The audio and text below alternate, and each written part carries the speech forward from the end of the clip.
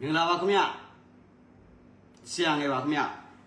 ျဆရာကဒီ2025ခုနှစ်အတွက်တစ်နှစ်စာအစပ်ပြမှုပြန်စားမယ်နော်ဆရာ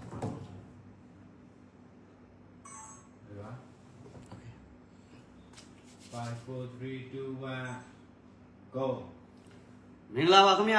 ဆရာငယ်ပါခင်ဗျနော်ဆရာရဲ့မိတ်ဆွေတွေဆရာကဒီနေ့မှာတော့2025ခုနှစ်ဒီဇင်ဘာလတလစာဗုဒ္ဓဖူးရာဟုသားသမီးတွေအတွက်တလစာဟောစတန်းကိုဆရာကဟောကြားပေးမှာဖြစ်တဲ့အတွက်ဥစွာပထမဗုဒ္ဓဖူးရာဟုသားသမီးမိတ်ဆွေတွေဘယ်ကနေကြည့်နေရလဲဆရာကိုဒီဗီဒီယိုလေးကိုကြည့်နေတဲ့မိတ်ဆွေများ2025ခုနှစ်အခုဆိုရင်ပြက်ကလေးတစ်ခုရဲ့နောက်ဆုံးလကိုရောက်လာပြီ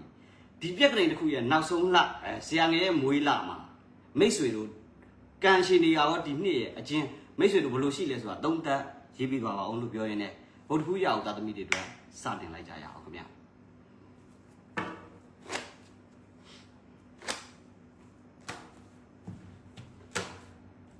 2025ခုနှစ်12လပိုင်းအတွက်ဗုဒ္ဓဖူးရာဟုသားသမီးမိတ်ဆွေများမိတ်ဆွေတို့ရဲ့ရင်ထဲမှာလက်ရှိမှာအရာရာကိုလက်ချောက်ဝပြိုလဲပြက်စီးခြင်းနဲ့စိတ်တွေဆုံးဖြတ်ချက်တစ်ခုခုကိုချမှတ်ရတော့မယ်ကိစ္စတစ်ခုခုကိုမလုပ်ရှင်မဲ့လုပ်ရတော့မယ်ဖြစ်ရှင်တဲ့အရာတွေကိုဖြစ်လာပါမလားဆိုတဲ့စိုးရိမ်စိတ်တွေတိမ်ငယ်စိတ်တွေများစွာဝင်နေပြီးတော့ဖြစ်ရှင်ရဖြစ်ွားဆိုပြီးတော့တုံးတိုက်ကြားကြိုက်တခုခုကိုရအောင်လုပ်မယ်ဖြစ်အောင်လုပ်မယ်ဆိုတဲ့စိတ်မျိုးတွေများစွာစဉ်းစားတွေးခေါ်နေတော့လာဖြစ်ပါတယ်ဒါအပြင်မိတ်ဆွေဗုဒ္ဓဖူးရာဟုသားသမီးတွေဒီတလတာတော့ဒီမှာဆိုရင်မိတ်ဆွေတို့ရဲ့ကံကအစိုးပင်ဖြစ်ပါစေအကောင်းပင်ဖြစ်ပါစေထင်ပေါ်ခြင်းကြော်စောခြင်းတွေရရှိတတ်တဲ့အတွက်ကြောင့်မလို့ဘာကမှဒုံခဲအမှာတော့မှဘယ်ရာကမှဂယုမဆိုင်ဖ ೇನೆ မိမိရဲ့ဖြစ်ခြင်းတဲ့စိတ်ဖြစ်လို့တဲ့စိတ်ကိုများစွာကြိုးစားရင်အင်မတန်အားသာကောင်းမှုပြီးတော့ကံကောင်းစေတဲ့လဖြစ်ပြီးတော့စိုင်းမှုတင်ခြင်းအမိပေးခြင်းထင်ပေါ်ခြင်း social media ပလူတန်စာအစရှိတဲ့အရာလေးတွေလူသိထင်ရှားကြော်ကြားတဲ့အလုပ်တွေအများနဲ့ပတ်သက်ရင်အစိုးပင်ဖြစ်ဖြစ်အကောင်းပင်ဖြစ်ဖြစ်ကြော်ကြားတတ်တော့လဖြစ်တတ်တဲ့အတွက်တော့ဒုံဖိတ်ပေါ့နော်ကြောက်ရွံ့စရာမလိုဘူးစိုးရိမ်စရာမလိုပဲနဲ့ကိုတစည်းချင်းမှန်ရှာရင်ဖြစ်ရှင်တဲ့အရာကိုကျင်းသေးဥတီချက်ကိုရဲဝန်းနဲ့ဆုံးဖြတ်ထားရင်ကျင်းသေးအောင်မြင်ခြင်းနဲ့တိုးတက်ခြင်းတွေအဆုံးသတ်မှာရရှိမလားဖြစ်ကြောင်းထပ်လောင်းပြောကြားလိုက်ပါရစေဒီတလတာတော့တွင်မှာမိတ်ဆွေဗုဒ္ဓဖူးရာဟုသားသမီးများကျမ်းမာရေးနဲ့ပတ်သက်လာရင်တော့အတွေးနည်းနည်းလွန်နေတာမျိုးလေးတွေအိမ်မပြောတာမျိုးလေးတွေဖြစ်ရတတ်တယ်အထူးသဖြင့်သွေးနဲ့ပတ်သက်ပြီးတော့သွေးတိုးသွေးတက်ရှိတဲ့မိတ်ဆွေများအသွေးသားနဲ့ပတ်သက်ပြီးသွေးတိုးသွေးတက်တာမျိုးလေးတွေကြုံရတတ်တယ်လို့အိမ်တွင်းရေးကိစ္စမိသားစုရေးကိစ္စလေးတွေမှာကိုမပါရင်မပြီးတာမျိုးထက်ကိုဝင်ပါလိုက်ခါမှာပြဿနာတွေပိုလာတာမျိုးတွေကိုကတခုငကိုကတော့အကောင်ကိုကဝင်ပြီးတော့ပြောဆိုလိုက်ခါမှာကို့အမားဆိုပြီးတော့ဝိုင်းပြီးတော့အပြစ်ပုံချတာမျိုးလေးတွေကြုံရတတ်တယ်လို့ညီကိုမောင်နှမကိစ္စလေးတွေကြောင့်ခေါင်းကိုက်ရတာမျိုးစိတ်ဆိုးရတာမျိုးစိတ်ညစ်ရတာမျိုးလေးတွေအနှဲငယ်လာရဲ့အစာမှာကြုံတွေ့ရတတ်သောကာလအပိုင်းခြားဖြစ်ပြီးတော့ဒီဇင်ဘာ10ရက်နေ့ကျော်ရင်တော့အစိုးညံ့နေဟာဗုဒ္ဓဟူးရာဟုသားသမီးတွေအတွက်ကြော်လွန်ကောင်းမှုပြီးတော့ကံကောင်းမှုတွေကျင်းသေးရရှိပြီးတော့စိတ်ချမ်းသာစရာတွေကျင်းသေးရရှိတာမှဖြစ်တဲ့အတွက်ကြောင့်မလို့ဆိုတော့ဒီဇင်ဘာ1 to 8ကိုတော့တတိပြုစင်ကြံလိုအပ်ကြောင်းနဲ့ဘာကိုဖြစ်အမှန်တရားပဲဖြစ်မှားတာပဲဖြစ်လိုက်လံဖြည့်ရှင်းနေရှင်းလေရှုပ်နေဖြစ်တတ်တဲ့အတွက်ဒုံခဲ view site မနေပဲနဲ့ကိုယ့်ရဲ့ဥတီချက်ကိုတွားပြီးတော့လှုပ်ဆောင်တာပုံမကောင်းမှုပြီးတော့အဲ့ဒီနောက်မှာတော့ဒီဇင်ဘာ9-10ကြာရင်စတင်ပြီးတော့နောက်လကုန်တဲ့အထိကိုနှစ်ကုန်တဲ့အထိကိုကောင်းမှုပြီးကံကောင်းမှုတွေရရှိမှာအသေးချာပဲဖြစ်ကြောင်းဆရာပြောရပါတယ်ကောင်းပြီမိတ်ဆွေတို့လက်ရှိမိတ်ဆွေတို့ရဲ့လက်ရှိကံကအစိုးနဲ့အကောင်းနဲ့ဒွန်တွဲနေတာဖြစ်တယ်လို့လရဲ့အစာကိုတော့တတိထားဆင်ခြင်ပေးရန်လိုအပ်ကြောင်းထပ်လောင်းပြောကြားလိုက်ပြရစီငွေကြေးနဲ့ပတ်သက်လာရင်တော့ဘာမှစိုးရိမ်စရာမရှိပါဘူးငွေကြေးနဲ့ပတ်သက်ရင်မိမိလုပ်ရင်လုပ်တဲ့လောက်အောင်မြင်မှုနဲ့တိုးတက်မှုတွေရရှိမဲ့ကာလဖြစ်ပြီးတော့လက်လွန်ထားတဲ့ငွေကြေးတွေပြန်လည်ရရှိတာမျိုးနယ်ဝေးနယ်ချဘာသာ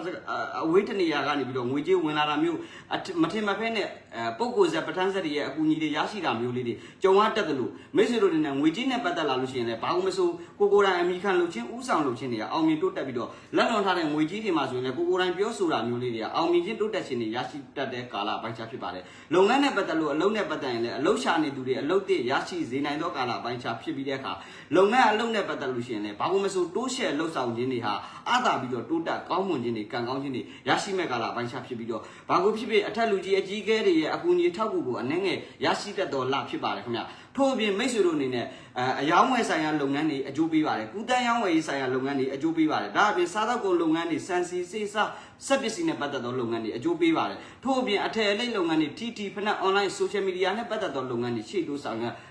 ်အားသာကောင်းမှုပြီးတော့ကွန်းတို့ချမ်းတို့ကားတို့ကွန်ပျူတာတို့အစရှိတဲ့လုပ်ငန်းတွေနဲ့ပတ်သက်ရင်လည်းဘာ ဘာလို့မဆိုရှေ့တိုးဆောင်ရလှုပ်ဆောင်ရင်အောင်မြင်တိုးတက်ပြီးတော့ကံကောင်းမှုတွေရရှိမဲ့ကာလအပိုင်းခြားဖြစ်ပါတယ်။ OH ရှမ်မီဝယ်လို့တဲ့မိတ်ဆွေတို့တခုရအောင်သားသမီးများ OH ရှမ်မီဝယ်ခြင်းစောက်ခြင်းပြောင်းခြင်းရောင်းခြင်းကောင်းခြင်းအစရှိတာကြိုက်တာလို့ရှေ့တိုးဆောင်ရပြီးတော့လှုပ်ဆောင်အားသာကောင်းမှုတိုးတက်ပြီးတော့ကံကောင်းပြီးတော့ဓာတ်ဆီဒီဇယ်ဒေါ်လာဆီရွှေဆီအစရှိတဲ့အရာမျိုးတွေမှာလည်းလက်ဆောင်ရတာမျိုးတွေအကူအညီရတာမျိုးတွေဒီလုပ်ငန်းတွေကိုရှေ့တိုးလှုပ်ဆောင်ဆောင်ရရင်အောင်မြင်ခြင်းနဲ့တိုးတက်ရှင်တွေဟာကျင်းတွေရရှိမှာတော့အသေးချာပဲဖြစ်ကြောင်းဆရာကရဲရဲကြီးပြောရဲပါတယ်ထို့အပြင်ဒီလာတာတော်တွေမှာဆိုရင်ယာရုလုပ်ငန်းကိုင်ငန်းနဲ့ပတ်သက်ပြီးယာရုတိုးတာမျိုးယာရုတက်တာမျိုးတွေကြုံရတတ်တယ်မထင်မှတ်ဖက်ခရီးထွက်ရတာမျိုးတွေခရီးသွားရတာမျိုးတွေအထောက်အကူကောင်းအကြံဉာဏ်ကောင်းတွေရရှိတတ်သောကာလအပိုင်းခြားဖြစ်ပါတယ်ခင်ဗျဒါအပြင်မိတ်ဆွေဗုဒ္ဓဘုရားဥဒ္ဒသမီးတွေနဲ့ဒီရက်12လပိုင်းဆိုတဲ့ကာလအတွင်းမှာငွေကြေးနဲ့ပတ်သက်လာရင်လည်းနေချဘာသာခြားလူမျိုးခြားတွေရဲ့အကူအညီကိုရရှိတတ်တယ်။ငါက passport လုပ်ငန်း visa လုပ်ငန်းနဲ့ပတ်သက်ပြီးတော့ရှေ့တိုးဆောင်ရလှုပ်ဆောင်လို့တဲ့မိတ်ဆွေများရှေ့တိုးဆောင်ရလှုပ်ဆောင်မှာ passport ကိစ္စ visa ကိစ္စပြပရဝေးခရီးသွားနဲ့ပတ်သက်သောကိစ္စတွေရှေ့တိုးဆောင်ရလှုပ်ဆောင်လို့ကောင်းတယ်။သို့တော့ဘာသာစကားသင်တန်းနဲ့ပတ်သက်တာမျိုးလေးဒီမှာတော့တတိထားစင်တွေမှာပညာရေးနဲ့ပတ်သက်လာရင်တော့ဘာကိုမဆိုအနှဲငယ်လေးအယုံကံရတတ်သောကာလဖြစ်တဲ့အတွက်ပညာရေးကံလေးဒီမှာနည်းနည်းလေးညံ့နေတဲ့အပိုင်းခြားလေးဒီမှာတွေ့ရတယ်။ပညာရေးကံနဲ့ပတ်သက်ရင်တော့အနှဲငယ်လေးစိုးရိမ်စရာဖြစ်ရမယ့်ကာလစိတ်ပန်းလူပန်းမိမိဖြစ်ချင်တာတစ်ခုဖြစ်နေတာတစ်ခုဆိုပြီးတော့ဒီလိုနှစ်ခုတွန်တွဲနေသောကာလပိုင်းခြားလေးဖြစ်တတ်တဲ့အတွက်မိတ်ဆွေဗုဒ္ဓဖူးရာသားသမီးတွေအနေနဲ့ဒီချက်လေးတွေကိုတော့တတိထားဆင်ခြင်ပေးရတဲ့အတွက်တော့လိုအပ်သောလဖြစ်ကြောင်းထပ်လောင်းပြောကြားလိုက်ပါရစေထို့အပြင်အိမ်တွင်းရေးကိစ္စလေးတွေမှာမိသားစုကိစ္စလေးတွေမှာနည်းနည်းလေးအနှဲငယ်စိတ်ညစ်ရတာမျိုးလေးတွေအိမ်တွင်းရေးကိစ္စလေးတွေနဲ့ပတ်သက်လို့မိသားစုကိစ္စလေးတွေနဲ့ပတ်သက်လာရင်အနှဲငယ်လေးနားလည်မှုလွဲနေတာမျိုးကိုကအကောင်းမြင်မယ်ကိုကိုအကောင်းမမြင်နေတာမျိုးမကြည်နေတာမျိုးတန်တရားစိတ်တွေနဲ့ကြည်နေတာမျိုးဒါမျိုးတွေကြုံရတတ်တဲ့လားဖြစ်တဲ့အတွက်ကြောင့်မလို့မိတ်ဆွေတို့အနေနဲ့အိမ်တွင်းရေးကိစ္စမိသားစုရေးကိစ္စတွေမှာဆိုကိုကူညီဝင်ပါနိုင်ကူညီပေးလိုက်ပါမကူညီဝင်မပါနိုင်ကိုကစိတ်ကလေးနေတာဟာအဖြေကောင်းဖြစ်ပြီးတော့ခါမဟုတ်သူတို့ဟာသူတို့ငင်းခုန်နေတော့ကိုကဝင်ပြောလိုက်တာမှကိုအမားဖြစ်တာမျိုးတွေကြုံရတတ်တဲ့အတွက်တော့မိသားစုရေးကိစ္စအိမ်တွင်းရေးကိစ္စတွေမှာအိမ်အတွင်းရေးဆိုတဲ့အတိုင်းပဲအိမ်တွင်းထဲမှာထားတာပုံမူကောင်းမှုပြီးတော့ကံကောင်းစီတော့လာဖြစ်ပါတယ်ထို့အပြင်မိတ်ဆွေတို့အနေနဲ့စက်ပစ္စည်းရင်ပျောက်တတ်တာမျိုးတွေကြုံရတတ်ပါတယ်တတိထားဆင်ခြင်ပေးဖို့လိုအပ်ပါတယ်စာချုပ်စာတမ်းကိစ္စတွေတတိထားဆင်ခြင်ဆောင်ရွက်ပါစေတနာနဲ့ပြောတဲ့ကိစ္စတွေမှာဝေဒနာဖြစ်ရတာမျိုးတွေကိုယ့်ကိုအထင်လွဲနားလွဲမှုလွဲတာမျိုးတွေကြုံရတတ်တဲ့အတွက်တော့မလိုအပ်ရင်စကားအများကြီးပြောတာဟာအမှားအများကြီးပါတတ်တော့လာဖြစ်ပြီးတော့နည်းနည်းလေး short ပေးဖို့လိုအပ်ကြောင်းထပ်လောင်းပြောကြားလိုက်ပါရစေဒါအပြင်မိတ်ဆွေဗုဒ္ဓဘုရားဥဒ္ဒသမီးတွေအနေနဲ့မိတ်ဆွေတို့ဒီလာတာတော့တွင်မှာဆိုလို့ရှိရင်တော့မိတ်ဆွေတို့အနေနဲ့အရေးပြားနဲ့ပတ်သက်တာမျိုးရားနာတာမျိုးလေးတွေကျမ်းမာရေးနဲ့ပတ်သက်လာရင်လည်းယာတီအကူပြောင်းကာလလေးတွေကြောင့်အနှဲငယ်ချူချာတက်သောကာလပိုင်းခြားဖြစ်တာလွင်တော့ကျန်တာစိုးရိမ်စရာမလိုပါဘူးဒီကာလမှာအလုပ်တစ်ကိစ္စလုပ်ငန်းတစ်ကိစ္စလေးတွေထပ်လုပ်ငန်းဟောင်းမိတ်ဆွေဟောင်းတွေနဲ့ပတ်သက်ပြီးတော့စကားပြောရင်တတိထားပြောပါစင်ပြင်ပြောပါဖြစ်နိုင်ရင်မလိုအပ်ဖြစ်တဲ့အရေးကြီးသောကိစ္စတွေကိုပြုမှုဆောင်ရွက်တဲ့အခါမှာစကားနဲ့ထိထိရောက်ရောက်တိတိကျကျလှုပ်ဆောင်တာဟာပုံမူအားသာကောင်းမှုပြီးတော့မလိုအပ်ပဲစကားအများကြီးပြောရင်အမှားအများကြီးပါတတ်တော့လဖြစ်ပြီးတော့နားလည်မှုလွဲတာမျိုးတွေဖြစ်ရတာမျိုးအယိုးစွတ်ခံရတာမျိုးတွေဆွဆွဲခံရတာမျိုးတွေကြုံရတတ်တဲ့အတွက်တော့ဒါလေးတွေကိုတတိပြုစင်နေမှာစေတနာတွေမပူပါနဲ့ဝေဒနာဖြစ်ရတတ်သောကာလအပိုင်းခြားဖြစ်ကြောင်းထပ်လောင်းပြောကြားလိုက်ပါစီOH ရှမ်းပြည်ဝယ်လို့သူတွေရှေ့တို့ဆောင်ရွက်ပါရောင်းလို့သူတွေရှေ့တို့ဆောင်ရွက်ပါငဘိုးကယာရုကိစ္စလုပ်ငန်းကိစ္စယာရုတိုးဖို့ယာရုတက်ဖို့လှုပ်ဆောင်နေတဲ့မိတ်ဆွေများတကယ်ကိုကျင်းတွေယာရုတိုးခြင်းယာရုတက်ခြင်းတွေကြုံရတတ်လို့ OH ရှမ်းပြည်ပိုင်ဆိုင်ရာခြင်းမျိုးတွေ OH ရှမ်းပြည်နဲ့ပတ်သက်ပြီးတော့ကံကောင်းမှုတွေရရှိတတ်သောလားဖြစ်ကြောင်းထပ်လောင်းပြောကြားလိုက်ပါစီဒုနယ်တွေအခြေရင်းနဲ့ပတ်သက်လာရင်တော့ရီစားလဲရချစ်သူလဲရဖြစ်တတ်တယ်လို့စံကောလက်ကောအားသာကောင်းမှုပြီးတော့တရွာမပြောင်းသူကောင်းမဖြစ်ဆိုတဲ့အတိုင်းပဲအပြောင်းလဲနဲ့ခရီးထွက်ကမှပူးစာပတ်ပေါ်တာမျိုးတွေခရီးထွက်ကမှကြီးစားတစ်ရတာမျိုးတွေအရှိတစ်ရတာမျိုးတွေအိမ်အောင်ဘက်ဖူးစာဘက်ပေါ်တက်သောကာလအပိုင်းခြားဖြစ်ကြောင်းထပ်လောင်းပြောကြားလိုက်ပါရစေအိမ်အောင်ရေးနဲ့ပတ်သက်လာရင်လည်းငကူကဝေးကွာနေတော့အိမ်အောင်ရှင်များအဖို့ပြန်လဲစုံစည်းရတာမျိုးတွေပြန်လဲပေါင်းရတာမျိုးတွေကြုံရတက်ပြီးတဲ့အခါမိတ်ဆွေအိမ်အောင်ရေးနဲ့ပတ်သက်လာရင်ငကူကနားလည်မှုလွဲနေတဲ့မိတ်ဆွေတွေတောင်ဒီကာလမှာနားလည်မှုရှိအောင်ရှေ့တိုးဆောင်ရွက်ပြီးတော့တဦးနဲ့တယောက်နဲ့တယောက်တိုင်တိုင်မင်းမင်းညှိနေနိုင်တော့ရင်အာသာကောင်းမှုတိုးတက်ပြီးတော့ကံကောင်းစီတော့လာဖြစ်ပါတယ်ငကူကအချုပ်အနှောင်ဖြစ်နေတော့ဗုဒ္ဓဘုရားဥဒ္ဒသမီးများအနေနဲ့တတိပြန်လဲလွတ်မြောက်လာတာမျိုးတွေလွတ်မြောက်လာမယ့်သတင်းတွေကြားရတာမျိုးတွေအဆက်အသွယ်ပြတ်နေသူတွေပြန်လဲပြီးတော့ပျောက်သောသူချလင်တွေ့မဲ့လာဖြစ်ကြောင်းထပ်လောင်းပြောကြားလိုက်ပါရစေခင်ဗျာထို့အပြင်ဗုဒ္ဓဘုရားဥဒ္ဒသမီးမိတ်ဆွေတွေဒီလာတာတော့တွေ့မှာဆိုလို့ရှိရင်တော့မိတ်ဆွေတို့ရဲ့နော်ဟိုကံဟာတိုးတက်ကောင်းမှုပြီးတော့ကံကောင်းစီရအတွက်ဆိုလို့ရှိရင်မိတ်ဆွေတို့အနေနဲ့ ဘာလို့မဆိုရှေ့တိုးဆောင်ရလှုပ်ဆောင်တဲ့အခါမှာတနင်္ဂနွေသားသမီးတို့စနေသားသမီးတို့နဲ့တွဲဖက်လှုပ်တာမျိုးဟာမိတ်ဆွေတို့ရဲ့ကံကိုတိုးတက်ကောင်းမှုပြီးတော့အားသာကောင်းမှုပြီးတော့ကံကောင်းစီသောကာလပိုင်းခြားဖြစ်ပါတယ်ခင်ဗျပညာရေးနဲ့ပတ်သက်ရင်လည်းစိတ်ပန်းလူပန်းစိတ်မောလူမောဖြစ်ရတတ်တဲ့အတွက်ကြောင့်မလို့လက်ရှိရှိနေတဲ့နေရာကနေပြီးတော့ပညာရေးနဲ့ပတ်သက်သင်ယူခြင်းစိတ်အားနည်းနေတော့လဖြစ်ကြောင်းလည်းထပ်လောင်းပြောကြားလိုက်ပါစီညီကိုမနမကိစ္စလေးတွေဆွေမျိုးသားချင်းကိစ္စလေးတွေတော့အနှဲငယ်လေးစိတ်ညစ်ရတာမျိုးတွေကြုံရတတ်တယ်ထို့အပြင်မိတ်ဆွေတို့နဲ့ဘာကိုဖြစ်နိုင်လို့ရှိရင်စကားနဲ့အများကြီးလောက်တာပုံမှုပြီးတော့ကောင်းမှုပြီးတော့ကံကောင်းစီသောကာလဖြစ်ပြီးတော့ရည်ရွယ်ချက်ဥတီချက်တွေကိုတားခတ်ကိုရဲထားပြီးတော့ရဲဆောင်ရွက်ရင်အောင်မြင်တိုးတက်မှုတွေကံကောင်းမှုတွေရရှိစီမှာအတေးကြပဲဖြစ်ကြောင်းထပ်လောင်းပြောကြားလိုက်ပါစီယာရုလုပ်ငန်းကိုင်ငန်းနဲ့ပတ်သက်ရင်ယာရုတိုးနိုင်တယ်ယာရုတက်နိုင်တယ်ထို့အပြင်မိတ်ဆွေတို့နဲ့ယာရုတိုးခြင်းနဲ့ယာရုတက်ခြင်းနဲ့မထင်မှတ်ဖဲနဲ့ပုံကိုကောင်းပဋ္ဌာန်းဆက်ကောင်းတွေအကူအညီတွေရရှိတတ်တယ်ရွှေလက်ဝတ်လက်စဗရန်မြကြောက်နီလာအစရှိတာမျိုးတွေဖယားဇေဒီသိမ်ပရမတ်အစရှိတဲ့အရာမျိုးတွေအလူကံပုဂ္ဂိုလ်အစရှိတာမျိုးတွေလက်ဆောင်ပစ္စည်းဗန္ဒရရှိတတ်တယ်လို့မိတ်ဆွေတို့ဒီလတာတော်တွေမှာဆိုရင်တော့အဝေးတနေရာကဆွေမျိုးသားချင်းကောင်းနယ်ခြားလူမျိုးခြားဘာသာခြားတွေအကူအညီကောင်းထောက်ကန်ကောင်းတွေကိုကျင်းတွေရရှိတတ်တော့လဖြစ်ကြောင်းထပ်လောင်းပြောကြားလိုက်ပါစီဒီလတာတော်တွေမှာဗုဒ္ဓဘုရားတာသမီများအနေနဲ့အကျိုးပေးစေသောအရာဟာတော့တောင်ဆုစုရက်ဖြစ်ပြီးတော့စန်းတီယာအရက်ကတော့အနောက်တောင်အရက်ဖြစ်ပါတယ်ခင်ဗျဗုဒ္ဓဘုရားတာသမီတွေဒီလတာတော်တွေမှာဆိုလို့ရှိရင်အကျိုးပေးကံကောင်းစေသောအယောင်အနေနဲ့ဆိုရင်တော့ခရမ်းရောင်တို့ခဲရောင်တို့အဝါရောင်တို့ဟာမိတ်ဆွေတို့ရဲ့ကံကိုတိုးတက်ကောင်းမှုပြီးတော့ကံကောင်းစေသောလဖြစ်တာအသေးချာပဲဖြစ်တယ်ဗုဒ္ဓဘုရားတာသမီများဒီလတာတော်တွေမှာဆိုအကျိုးပေးကံကောင်းစေသောနေသားအနေနဲ့ဆိုရင်တနင်္ဂနွေသားသမီးတို့စနေသားသမီးတို့နဲ့ပတ်သက်ပြီးတိုးတက်ကောင်းမှုပြီးတော့အကြံဉာဏ်ကောင်းတွေရရှိတတ်သောလဖြစ်ပါတယ်ထို့အပြင်မိတ်ဆွေတို့ဒီလတာတော်တွေမှာဘာကိုမဆို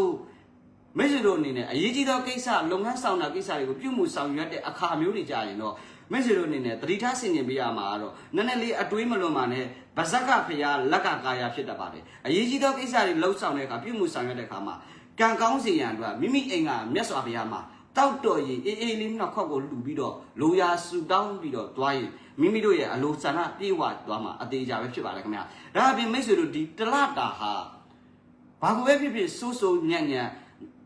့တဲ့အရာတွေမှန်သမျှကိုထားခဲ့လိုက်တော့ကျဲတို့အခုပြက်ကလေးတစ်ခုရဲ့နောက်ဆုံးနှစ်ကိုရောက်ပြီဆိုတော့2026ခုနှစ်ကိုမကြခင်ရောက်ရှိလာတော့မယ်ဆရာဆိုလို့ရှိရင်12လပိုင်း31ကဆရာရဲ့မွေးနေ့ဆိုတော့လက်ဆောင်တွေ pre order လက်ခံနေပြီဟာဆိုတော့ကောင်းပြီဘုရားရောက်သားသမီးမိတ်ဆွေတို့ဒီတလားတာတော်တွေမှာပြက်ကလေးတစ်ခုရဲ့နောက်ဆုံးလမှာတော့အစိုးညံ့တွေကိုကုံစီအောင်လို့ဆရာငယ်သားမှာအမိပြန်တဲ့ရေတွေဆရာပြက်ကလေးရေတွေပြန်တင်ပေးပါမယ်ခင်ဗျတို့အပြင်ပြန်လဲရိုက်ပြပါမယ်တချို့မသိရင်လည်းရိုက်ချပါတချို့မိတ်ဆွေဟောင်းတွေကတော့သိမယ်ဆိုတော့ဆရာထူးထူးမပြောတော့ဘူးအဲ့တော့2026 2026ပေါင်းချင်း30 numerology ရဆိုရင်တစ်ကနန်းဟာစတင်ခြင်းလို့ခေါ်တယ်တာရော့မှာ magician ဆိုတဲ့အတိုင်းပဲစတင်ခြင်းတွေမူရှာအောင်ရမယ်ဆိုပြီးတွေးပြီးတော့2025နှစ်နဲ့လုံးရဲ့အစိုးညံ့တွေကိုဒီလမှာအဆုံးတက်လိုက်တော့ရက်လိုက်တော့အညံ့နေမကောင်းမှုထင်တာတွေကိုဖြတ်လိုက်တော့အစိုးတွေကိုထားခဲ့ပြီးတော့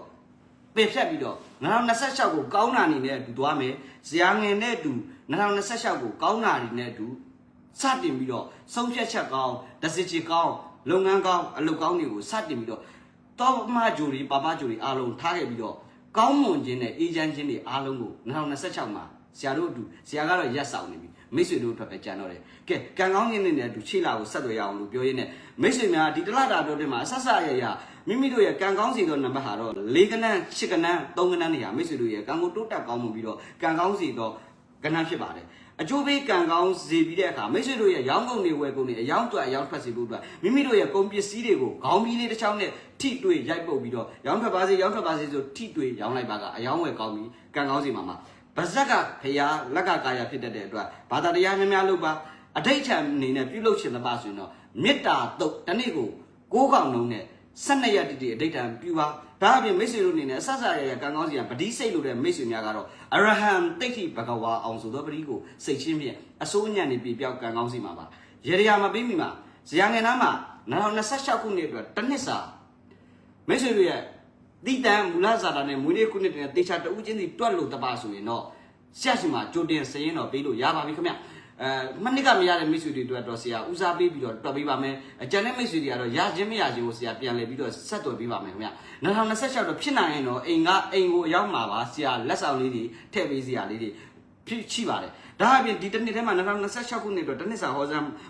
မှာယူတဲ့မိတ်ဆွေများကျွန်တော်တကြံအတွက်တော့တီးကြံတဦးချင်းစီစစ်မပြီးတော့ပဲနဲ့တကြံအတွက်တော့နည်းနည်းလေးဆရာမအလုပ်လေးတွေများတဲ့အတွက်1388ရဲ့တစ်နှစ်စာကိုတော့မဟောကြောင်းနဲ့ဆရာဟောစတန်ကြီးတွေနဲ့ဒီဟာတွေကိုပဲတကြံအတွက်ရိုက်တင်ပေးပါမယ်ဆိုတဲ့အကြောင်းပြောရင်းနဲ့2026အတွက်ထူးခြားတာကတစ်နှစ်စာဟောစတန်မှာယူတဲ့မိတ်ဆွေများအတွက်ကတော့တသက်စာမိတ်ဆွေတို့ရဲ့မူလစာတသက်စာမှာအကျိုးပေးတဲ့အရာတွေဗလာဘာညာတွေအားလုံးအပြည့်စုံကိုဆရာတသက်တာကိုဟောစတန်ကိုအချိန်ပြည့်ရေးထားပေးပါကြောင်းနဲ့မနစ်ကမရတဲ့မိတ်ဆွေတွေဆရာရှင်မှာ09392946 790290416 WhatsApp Telegram မှာဆက်သွယ်မေးမြန်းနိုင်ကြောင်းနဲ့ TikTok Messenger မှာဧည့်သည်လက်မခံကြောင်းပြောရင်းနဲ့ကဲဗုဒ္ဓဘုရားကိုသာသမီမိတ်ဆွေတွေအဆက်ဆက်ရအစင်ပြီးအောင်မြင်တိုးတက်စေပြီးတော့ပြုလုပ်ရမယ်ရတရားအနေနဲ့ဆိုရင်တော့ဖြင့်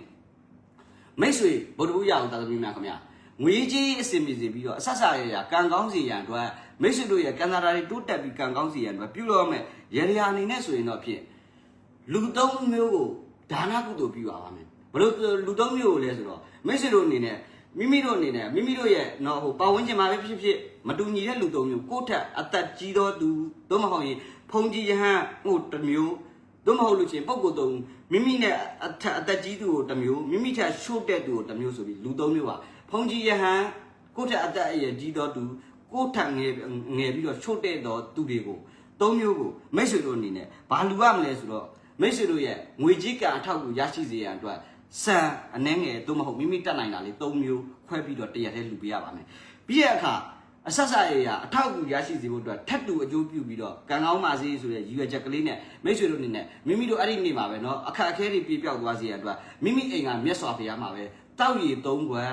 စွန်း၃ခွက်၃ပွဲလှူပြီးတော့မိတ်ဆွေတို့ရဲ့အိမ်မှာမြတ်စွာဘုရားမှာဆူတောင်းပါခင်ဗျဒေချာပါတယ်ဘာလည်းမပြောတော့ဘူး12လပိုင်းအတွင်းမှာအဆက်ဆက်ရအောင်မြင်စင်ပြေတိုးတက်ပြီးတော့ကံကောင်းလာမှာအသေးချာပဲဖြစ်ကြောင်းဆရာကပြောရင်းနဲ့ဗုဒ္ဓဘုရားသာသမီမိတ်ဆွေတွေ2025ခုနှစ်12လပိုင်းအတွင်းမှာဘာကိုပဲဆွဆွဘာကိုပဲညံ့တုံးခဲ2026မှာဆရာတော်ဆောက်နေပြီမိတ်ဆွေတို့လိုက်ခဲ့ပါတော့